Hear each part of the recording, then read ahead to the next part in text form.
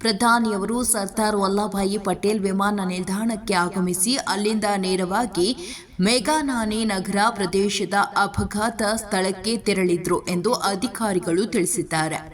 ಈ ಸಮಯದಲ್ಲಿ ಗುಜರಾತ್ ಮುಖ್ಯಮಂತ್ರಿ ಭೂಪೇಂದ್ರ ಪಟೇಲ್ ಕೂಡ ಪ್ರಧಾನಿ ಜೊತೆಗಿದ್ದರು.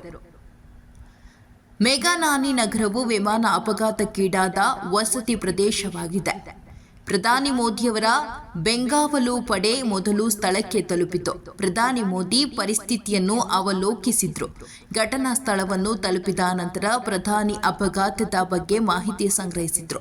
ಸ್ಥಳವನ್ನು ಪರಿಶೀಲಿಸಿದ ನಂತರ ಪ್ರಧಾನಿ ಮೋದಿ ಗಾಯಾಳುಗಳನ್ನು ಭೇಟಿ ಮಾಡಲು ಆಸ್ಪತ್ರೆಗೆ ತೆರಳಿದ್ರು. ಅಹಮದಾಬಾದ್ನಲ್ಲಿ ಅಪಘಾತ ಸ್ಥಳಕ್ಕೆ ಇಂದು ಭೇಟಿ ನೀಡಿದ್ದೇನೆ. ವಿನಾಶದ ದೃಶ್ಯವು ಹೃದಯ ವಿದ್ರಾವಕವಾಗಿದೆ.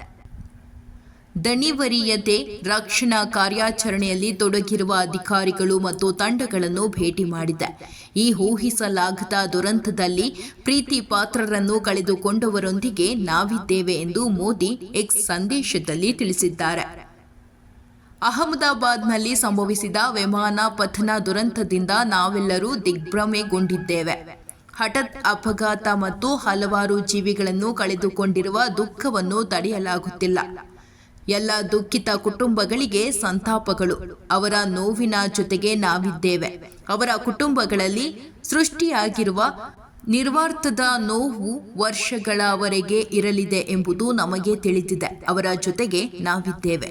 ಓಂ ಶಾಂತಿ ಎಂದು ಮತ್ತೊಂದು ಸಂದೇಶದಲ್ಲಿ ಮೋದಿ ಉಲ್ಲೇಖಿಸಿದ್ದಾರೆ. ಅಹಮದಾಬಾದ್ ಅಂತಾರಾಷ್ಟ್ರೀಯ ವಿಮಾನ ನಿಲ್ದಾಣದಿಂದ ಲಂಡನ್ಗೆ ಹೊರಟಿದ್ದ ವಿಮಾನ ಗುರುವಾರ ಮಧ್ಯಾಹ್ನ ಪತನಗೊಂಡಿತ್ತು. ಈ ಭೀಕರ ಅಪಘಾತದಲ್ಲಿ 265 ಜನರು ಮೃತಪಟ್ಟಿದ್ದರು.